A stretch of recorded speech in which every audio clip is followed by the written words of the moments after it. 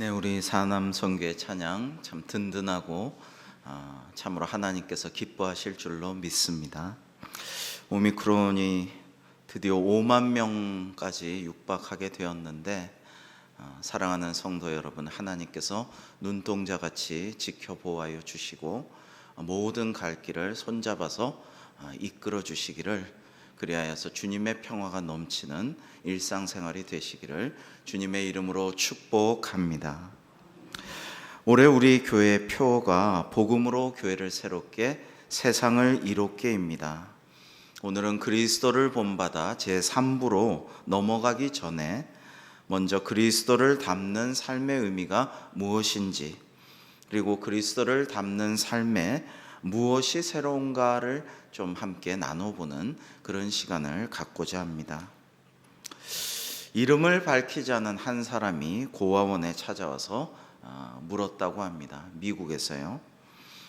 어느 누구도 원치 않는 아이가 이 고아원에 누가 있습니까? 라고 하자 고아원 원장이 주저앉고 바로 대답했다고 합니다. 네, 그런 애가 있습니다. 10살 된 여자아이인데 아주 보기 용하게 생겼고 아주 꼽추인데 이름만은 좋아서 이름이 참 그럴듯합니다. Mercy Good Face, 그러니까 아주 좋은 믿음의 은혜라는 뜻을 가지고 있습니다. 그러자 그 익명의 신사는 바로 그런 애를 제가 찾고 있었습니다 하면서 그 아이를 입양했다고 합니다. 35년 후에 미국 아이오와주의 고아원 감사실의 실장이 한 고아원에 대해서 보고를 했습니다. 그 보고서에는 이렇게 적혀 있었습니다. 이 고아원은 매우 특별한 곳인데 아주 깨끗하고 음식도 훌륭하고, 특별히 그곳 원장은 사랑이 넘쳐 흐르는 영혼을 지닌 사람입니다. 이곳에 수용된 어린이들은 모두 잘 케어받고 있고 원장은 풍부한 사랑의 영향력을 보여주고 있습니다. 그들이 저녁 식사 후에 함께 노래하려고 피아노 앞에 모여섰을 때 나는 다른 곳에서는 느낄 수 없는 따스한 분위기를 보았습니다. 그리고 나는 결코 그 원장의 눈과 같은 아름다운 눈을 본 적이 없습니다. 나는 그 원장의 얼굴이 보기 흉하고 몸이 꼽추라는 사실을 완전히 잊어버렸습니다. 그 원장의 이름은 Mercy Good Face입니다 라고 말했다고 합니다. 로버트 슐러 목사님의 글에서 나오는 이야기인데요, 주님을 닮은 어떤 사람이 이 주님의 마음으로 핸디캡이 있고 아주 못생긴 그런 한 고아 여아를 입양했습니다. 주님의 사랑으로 자라난 그 아이는 커서 주님의 사랑으로 자신도 다른 고아를 돌보는 고아원의 원장이 되었습니다. 누구든지 주님을 닮고 주님을 본받으면 기꺼이 사랑을 베풀고 나눌 수 있는 그런 사람이 됩니다.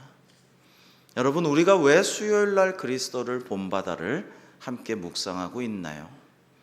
우리가 왜 성경을 큐티를 하고 설교를 듣고 또 기도하고 있나요? 제자라는 것은, 사도라는 것은, 증인이라는 것은, 그리스도인이라는 것은 결국에는 그리스도를 본받고 예수님을, 우리 주님을 닮는 사람인 것이죠. 여러분, 그걸 잊으면 안 돼요. 교회 나오는 목적이 무엇 때문입니까? 우리는 그리스도를 본받기 위해서 주님 닮은 사람이 조금씩이라도 더 되기 위해서 교회 다니고 신앙생활 한다라는 것을 잊어서는 안 될 것입니다. 오늘 우리에게 주시는 하나님의 말씀은 예수님을 만난 한 사람의 놀라운 인생의 변화를 한순간 포착하고 있습니다. 그의 본래 이름은 레위였죠. 마태는 예수님께서 새로 주신 이름입니다. 레위는 예수님을 만난 후에 마태라는 새로운 이름만큼이나 완전히 새로운 인생을 살게 되었습니다. 자, 그는 어떻게 새로워졌는지 세 가지만 살펴보도록 하겠습니다. 첫 번째, 자신이 죄인임을 깨닫고 겸손한 마음을 품었습니다. 누가복음 5장 27절에 보시면, 오늘 본문에 보시면 그 후에 예수께서 나가사 레위라 하는 세리가 세관에 앉아 있는 것을 보시고 나를 따르라 하셨어요. 이때부터 그의 인생이 완전히 획가닥 전환하는 인생의 전기를 마련하고 구원받고 그리스도를 닮은 삶을 살아가게 되죠. 그런데 마태복음에 보면요, 마태복음 10장에 보면 예수님의 12 제자의 이름이 쭉 나와요. 기록되어 있는데 누가복음은 누가가, 마태복음은 바로 마태가 기록한 것인데, 누가복음 6장의 12 제자의 이름에는 마태 앞에 세리라는 설명이 들어가 있지를 않았죠. 레위라 하는 세리라고만 했죠. 그러니까 이 누가는요, 마태라는 마태복음서의 저자를, 귀한 제자를 좀 보호해주고 싶었어요. 숨겨주고 싶었어요. 자, 누군가가 밝히고 싶지 않은 과거가 있고 부끄러운 잘못을 저지른 게 있고 죄 지은 게 있다. 근데 여러 사람 앞에서 또는 기록으로 그걸 남기거나 여러 사람 앞에서 너 옛날에 이러이러한 죄를 지었지라고 굳이 얘기하고 싶지 않은 것은 왜예요? 그 사람을 아끼고 보호해주기 위해서죠.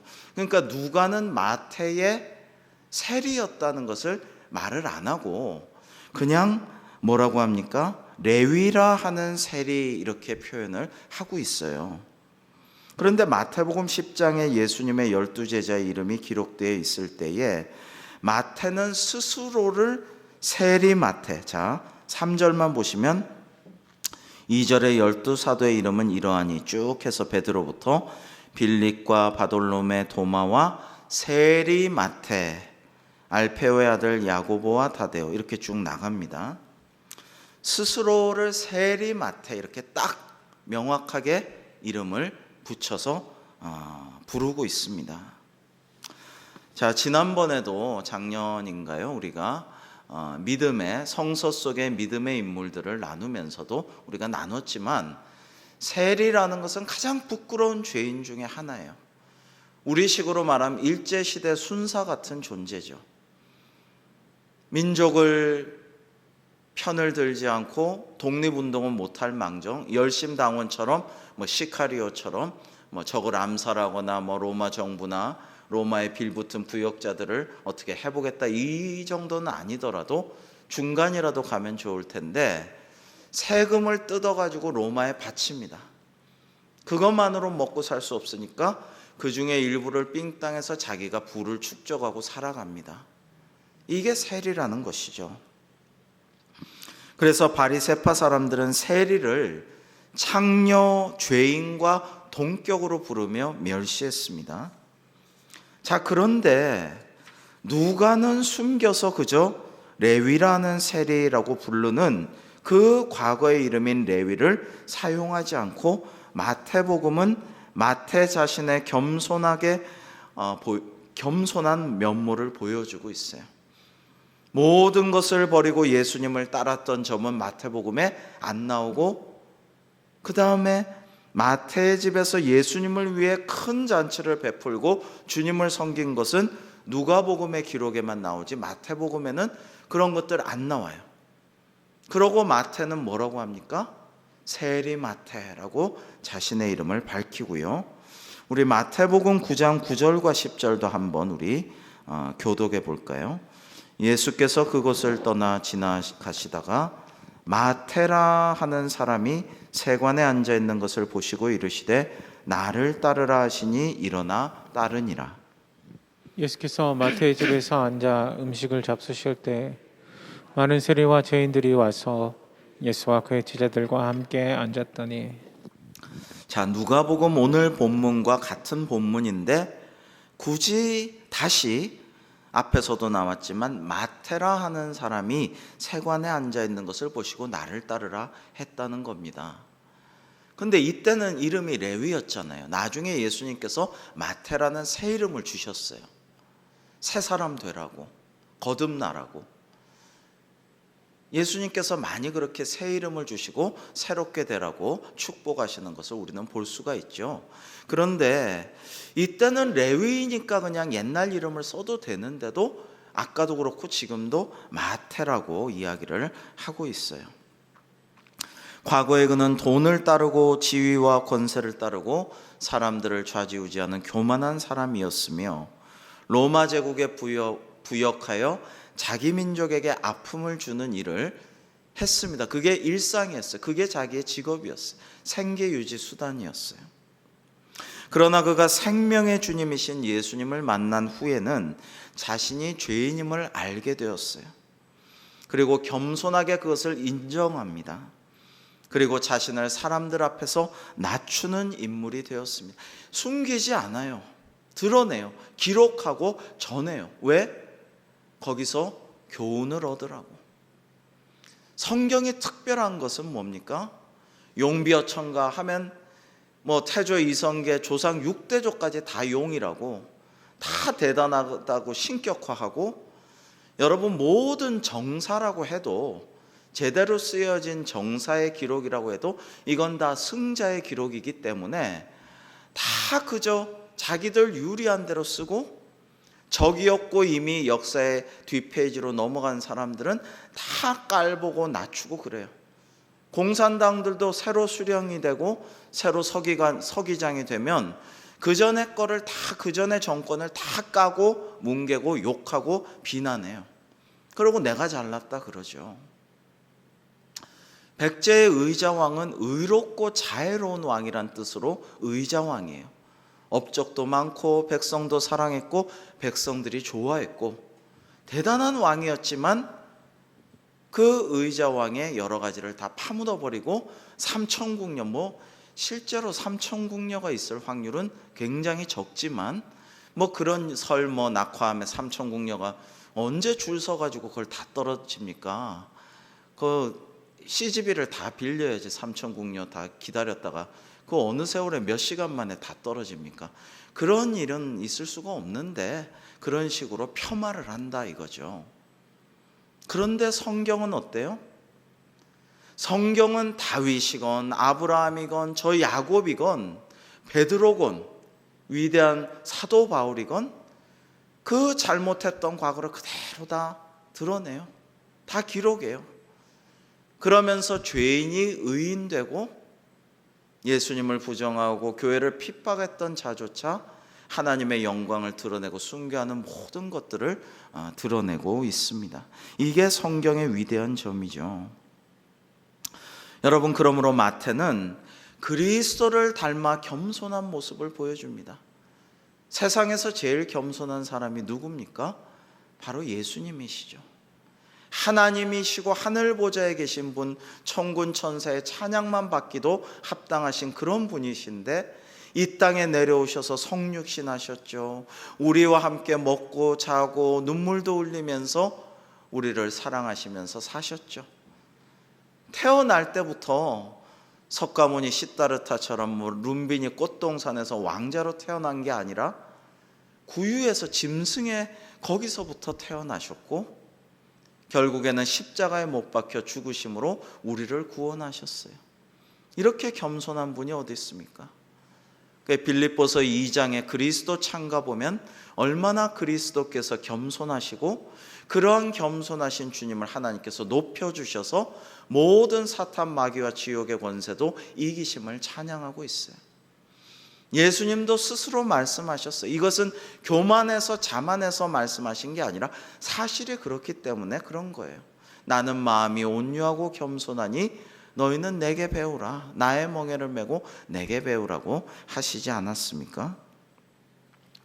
자, 우리 잠언에 나오는 겸손에 대한 말씀만 우리 쭉 몇 가지 같이 한번 읽어보겠습니다. 잠언만입니다. 잠언 3장 34절부터 읽겠습니다. 시작. 진실로 그는 거만한 자를 비웃으시며 겸손한 자에게 은혜를 베푸시나니. 잠언 11장 2절 같이 읽겠습니다. 시작. 교만이 오면 욕도 오거니와 겸손한 자에게는 지혜가 있느니라. 잠언 18장 12절입니다. 시작. 사람의 마음에 교만은 멸망의 선봉이요 겸손은 종기의 길잡이니라. 잠언 22장 4절입니다. 겸손과 여호와를 경외함의 보상은 재물과 영광과 생명이니라. 마지막 잠언 29장 23절입니다. 시작. 사람이 교만하면 낮아지게 되겠고 마음이 겸손하면 영예를 얻으리라. 아멘. 여러분, 구약의 예언자들이 하신 말씀들 보면 하나님께서는 골짜기같이 낮은 사람을 높여주시고, 그 다음에 자기가 높다고 교만하게 스스로 말하는 사람은 한없이 낮추신다고 했어요. 여러분, 그래서 하나님은 낮은 자는 높여주시고 스스로 높아서 오만한 자의 자리에 있기를 즐겨하는 자는 낮추시니까 이게 사람들이 어떻게 돼요? 평등하게 되죠.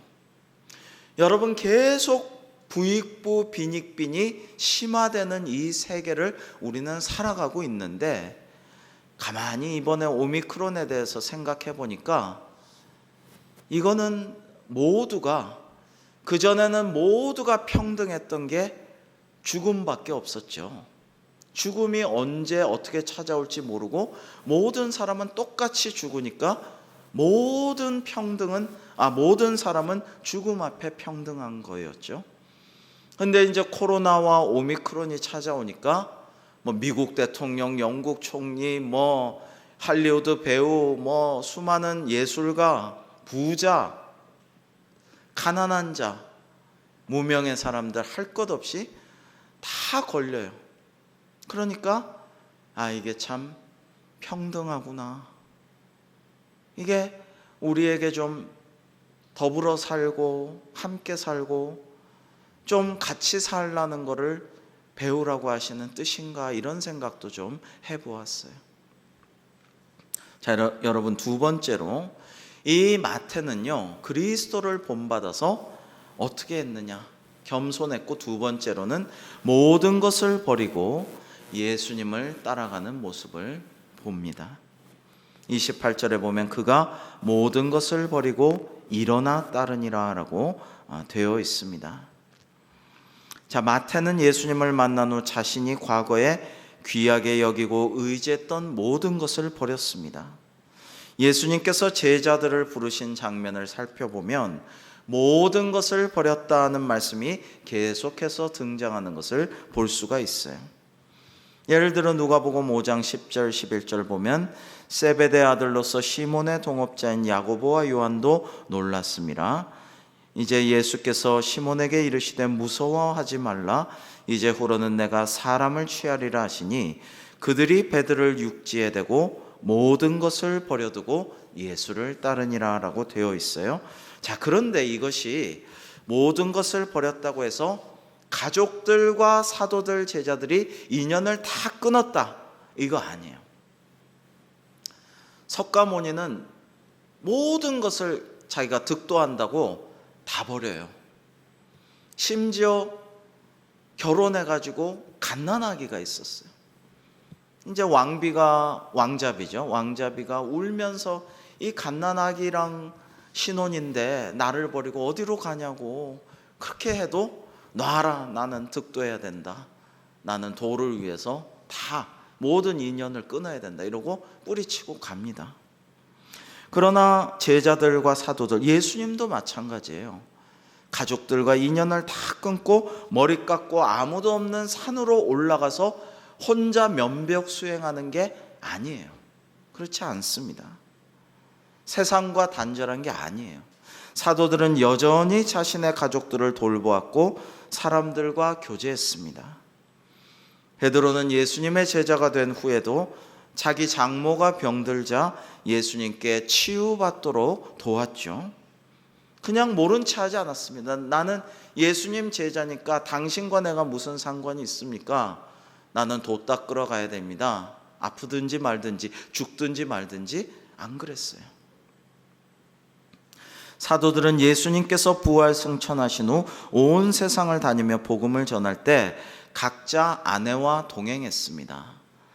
자, 마태복음 8장 14절 같이 한번 읽어볼까요? 마태복음 8장 14절을 함께 읽어보시겠습니다. 시작. 예수께서 베드로의 집에 들어가사 그의 장모가 열병으로 앓아 누운 것을 보시고 그의 손을 만지시니 열병이 따라가고 여인이 일어나서 예수께 수종들더라. 계속해서 고린도전서 9장 5절도 읽어 보실까요? 시작. 우리가 다른 사도들과 주의 형제들과 개가와 같이 믿음에 자매된 아내를 데리고 없겠느냐. 아멘. 자, 이걸 보시면요, 다른 사도들과 주의 형제와 게바, 베드로죠, 믿음에 자매된 아내를 데리고 다닐 권리가 없겠느냐, 데리고 다녔다라는 이야기입니다. 자, 예수님 결혼 안 하셨죠. 그 다음에 사도 바울 결혼 안 했습니다. 그러나 그런 사람도 있지만 수제자 베드로를 비롯해 많은 사도들이 아내와 함께 사역하고 동행했다라는 것을 알 수가 있습니다.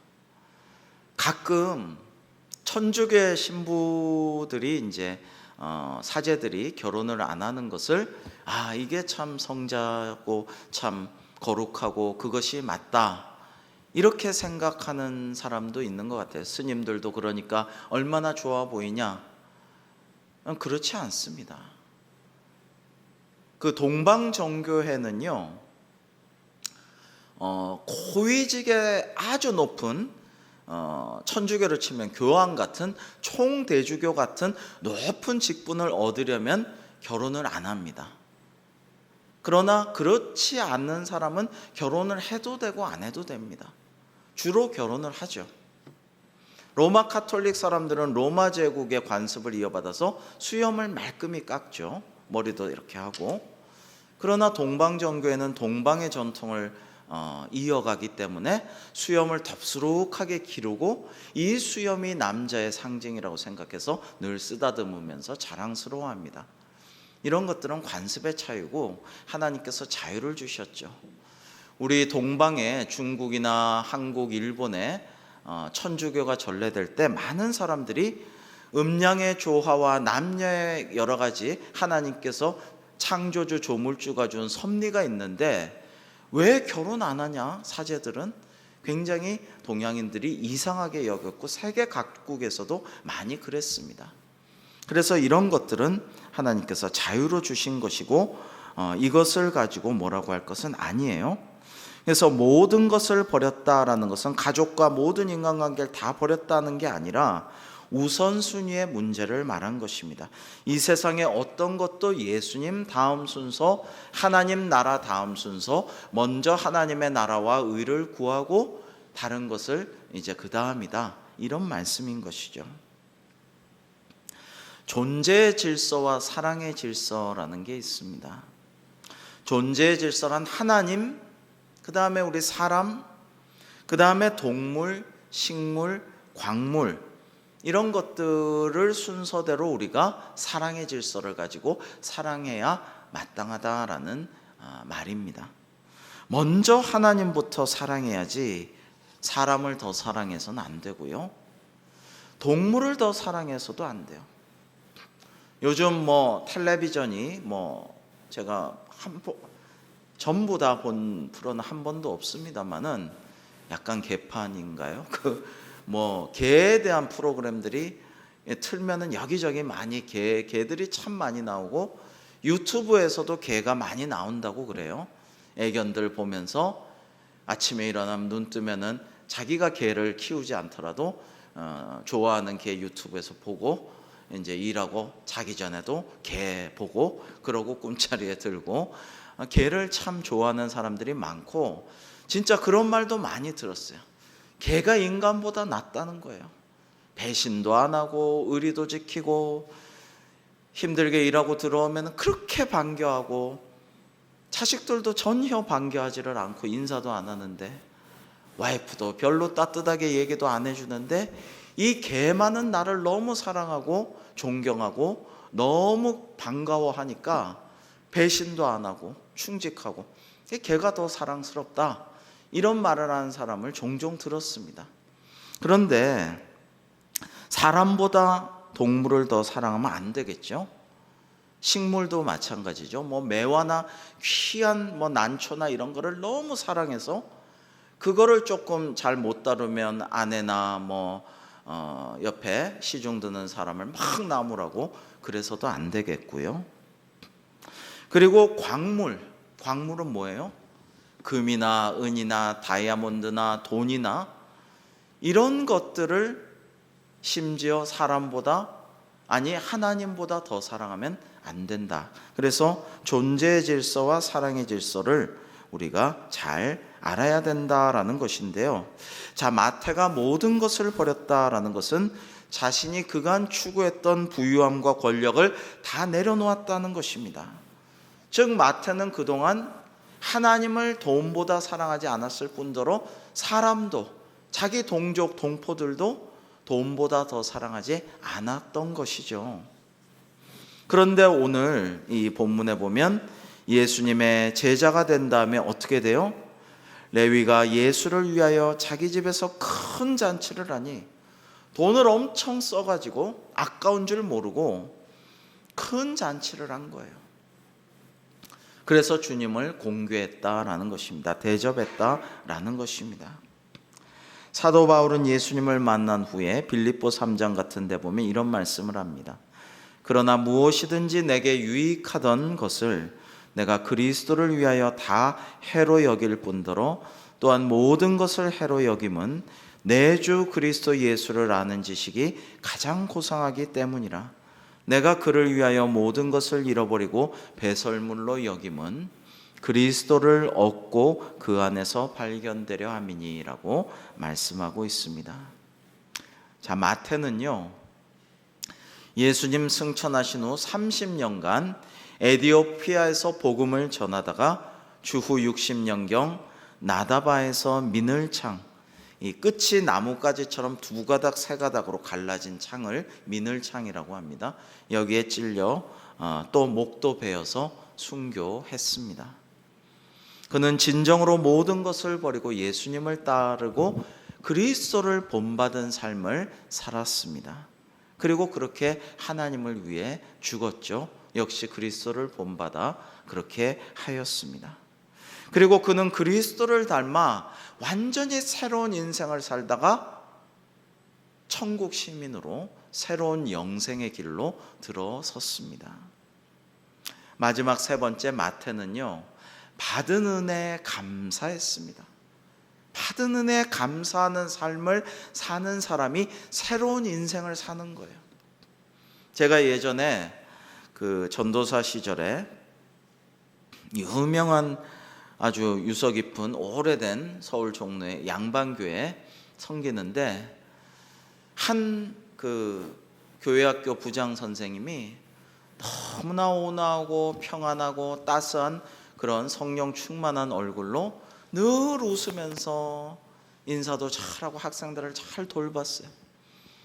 그래서 선생님은 어쩜 그렇게 참 온유하고 겸손하시고 인사도 잘하시고 그렇게 사랑으로 섬기십니까? 너무 궁금해서 여쭤봤더니 원래는요, 제가 굉장히 무섭고 학생들이 싫어하고 도망가고 굉장히 까다롭고 아주 까탈스럽고 엄격하고 그런 선생님으로 소문났었는데요, 예수님 만나서 성령 충만하게 된 다음에 이렇게 얼굴도 자세도 모든 것이 바뀌었습니다 라고 말씀하셔서 제가 참 감동을 받은 적이 있어요. 여러분, 받은 은혜에 감격하고 감사하는 삶이야말로 새로운 삶, 새로운 인생을 살게 되는 것이죠. 오늘 말씀 29절에 보면 레위가 예수를 위하여 자기 집에서 큰 잔치를 하니 세리와 다른 사람이 많이 함께 앉아 있는지라 라고 했습니다. 사람이 은혜를 입으면 감사할 줄 알아야 합니다. 그런데 그렇게 행동하는 게 사실은 쉽지 않아요. 의외로 감사하는 게 쉽지 않아요. 여러분, 맛있는 거 막 좋은 거 사준 사람은 기억하는데 얻어먹은 사람은 잊어버린 경우가 의외로 많아요. 좋은 선물을 해줬는데 정말 큰 맘 먹고 해줬는데 그 선물 잊어버리고 잃어버리고 이런 경우가 꽤 있어요. 해외여행까지 보내줬는데 그것도 잊어버리는 어르신도 있어요. 여러분, 내가 왜 그걸 했나 싶은 생각이 약간 들 때도 있는 케이스도 있어요. 여러분, 심지어 예수님도 타율이 10분의 1, 1알밖에 안 될 때도 있었어요. 다 고쳐줬는데 사마리아인 한 명만 와가지고 아유 고쳐주셔서 감사합니다 돌아와가지고 나머지 9명은 다 그냥 자기 살 길로 즐기려고 자랑하려고 나 샀다고 다 흩어졌지, 한 명만 감사했어요. 사마리아인만. 자, 그리고 심지어 은혜를 입고 사랑을 입었는데 그것을 내 권리인 줄 생각하는 사람이 세상에 참 많아요. 어려운 사람 도와줘도 좀 그래요. 어떤 거지가 한 달에 한 번 찾아와서 구걸하기에 올 때마다 10,000원씩 줬답니다. 근데 몇 해를 그렇게 했는데 어느 해인가 형편이 많이 어려워진 그런 해가 있어서 10,000원을 못 주고 그 해 첫 1월에 5,000원을 줬대요. 요즘 형편이 어려워서 좀 미안해요. 5,000원밖에 못 줍니다. 양해하세요. 그랬더니 거지가 이랬대요. 이보시오, 내가 받을 돈을 왜 당신 마음대로 반이나 깎소? 여러분, 이런 일이 의외로 많아요. 상당히 많아요.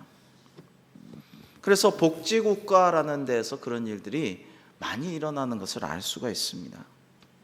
그런데 우리에게는 구원받을 권리가 있는 게 아니에요.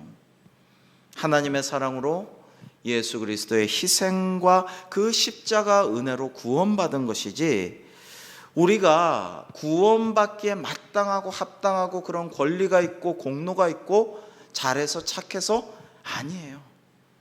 그냥 값없이 주시는 은혜를 믿는 사람은 다 구원받는 것인데 우리는 감격하고 감사해야 마땅하고요. 그 다음에 하나님께서 우리에게 명하시는 것을 우리가 충성을 다해야 할 그런 의무가 있죠. 의무를 다 감당치 않는다고 해서 하나님이 막 뭐라고 하시고 나무라시고 지옥에 떨어뜨려 버리시는 것 아니지만 너무나 감격하고 감사하고 기뻐하면서 뭐든지 해야 하는 것이 참된 제자라고, 증인이라고, 그리스도인이라고 할 수가 있습니다. 여러분, 우리 마태복음 20장의 포도원 품꾼의 비유를 한 번 더 상기해 봅시다. 포도원 주인이 품꾼을 모집했는데 품꾼들이 일하기 시작한 시간이 이른 아침, 보통 이른 아침에 일하잖아요. 시작을 새벽에 이제 너 하고 탁 이렇게 하면은 트럭에 타고 그 짐꾼 실는 트럭에 가서 이제 아침부터 일하잖아요.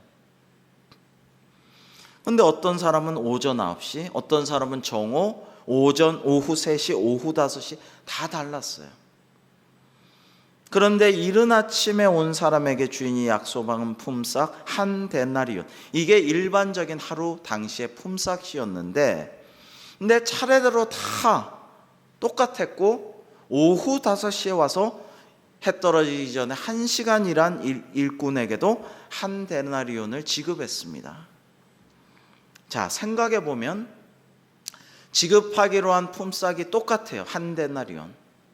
그 다음에 아까도 말씀드렸지만 새벽에 인력 시장에서 뽑아주면 고마운 거예요. 아싸, 오늘은 한 데나리온 받고요 하면서 열심히 일하고 땀 흘려 일하고 한 데나리온 받으면 기뻐하고 감사하면서 즐겁게 돌아가는 거예요. 그러니까 무조건 감사하는 거예요. 근데 다 불평하는 거죠. 아니, 왜 1시간 일한 사람 우리랑 똑같이 줘? 근데 그건 주인이 정한 대로 주인 마음이에요. 그런데도 불평한다라는 것은 은혜와 권리를 혼동하는 사람들에 대한 풍자 비유를 우리에게 가르쳐 주신 것입니다. 주님께서. 자, 하나님의 은혜와 다른 사람의 배려와 희생을 자신이 당연히 받아야 할 권리로 착각하는 사람은 불평과 불만, 교만으로 가득한 사람이 됩니다. 그는 자신의 삶을 무너뜨릴 뿐만 아니라 타인에게도 피해를 끼치는 인생이 되는데, 바리새인과 서기관들은 굉장히 율법을 잘 지키고 의롭다고 하고 정말 나만 옳다는 자기의에 가득하지만, 그러나 그런 사람이 되어버린 것을 알 수가 있어요. 아까 29절 읽었지만 주님을 모시려고 자기 집에서 큰 잔치를 했는데 세리와 다른 사람이 많이 함께 앉아 있었어요. 마태는 레위는 세리니까 친구들이 뭐예요? 유유상종이니까 다 세리예요. 거의 다 세리예요. 다 죄인들이에요. 손가락질 받는 사람이에요. 세리의 직장 동료 친구들, 맨날 일상생활 같이 하는 직업군이 동료들이 세리지 뭐. 그런데 그걸 꼬투리 잡아가지고 그 사람들 하나라도 더 예수님께 전도되고 복음을 듣고 새 사람 됐으면, 이렇게 축복해 주면 좋겠는데 바리새인과 서기관들이 그 제자들을 비방하여 이르되 너희가 어찌하여 세리와 죄인과 함께 먹고 마시느냐. 트집 잡습니다. 그러자 예수님께서 대답하시기를, 우리 31절 32절 마지막으로 함께 읽어 보시겠습니다. 시작. 예수께서 대답하여 이르시되 건강한 자에게는 의사가 쓸데없고 병든 자에게라야 쓸데있나니 내가 의인을 부르러 온 것이 아니요 죄인을 불러 회개시키러 왔노라. 아멘. 여러분, 예수님은 모든 사람을 위해 오셨죠. 의인을 부르러 온 게 아니라 죄인을 불러 회개시켜서 천국 들어가게 하시려고 오셨죠. 그런데 성경에 뭐라고 돼 있어요? 세상에 의인은 없나니 아무도 없다. 우리 다 죄인이에요. 그러니까 결국은 예수님은 모든 사람을 위해서 오신 거예요. 그런데 자기가 의인이라고 자기 의에 가득해서 다른 저 죄인들 정죄하는 사람들은 뭐예요? 구원받기가 극히 어렵다. 그래서 예수님이 제일 나무라시고 힐난하신 사람들이 누구예요? 이런 사람들, 자기 의에 가득해서 남을 정죄하면서 제 눈에 들보는 못 보고 남의 눈에 티만 보는 사람들, 이게 제일 문제다라는 것입니다. 자, 그래서 마태는 과거에 자신을 위해서만 잔치하며 살던 사람, 어쩌면 아까워서 자기를 위해서도 잔치 안 하는 사람.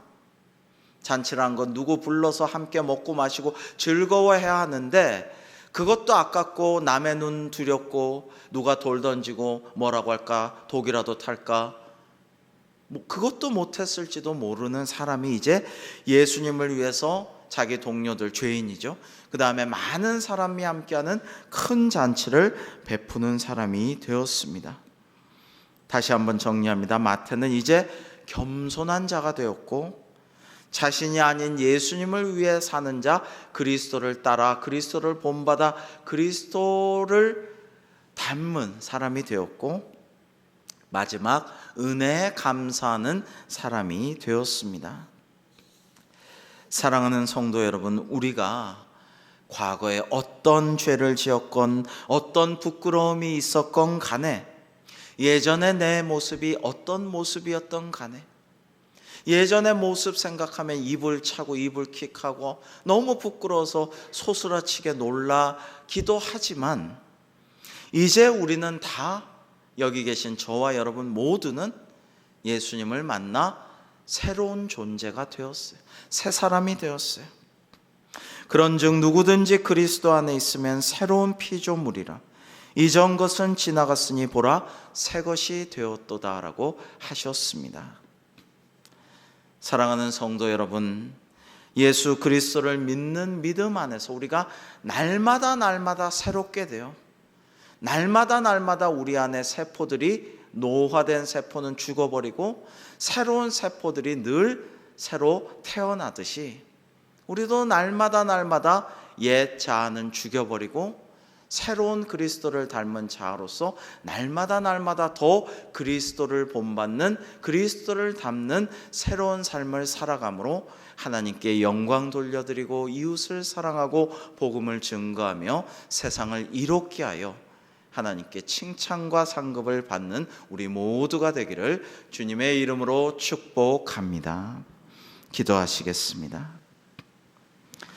하나님, 그리스도를 본받아 토마스 아켄피스의 책을 묵상하기에 앞서 오늘 세리 마태, 레위였던 마태의 삶, 그리스도를 닮고 그리스도를 본받아 새롭게 된 존재의 인생을 살펴보았습니다.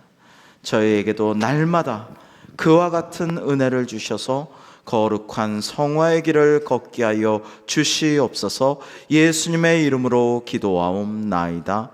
아멘.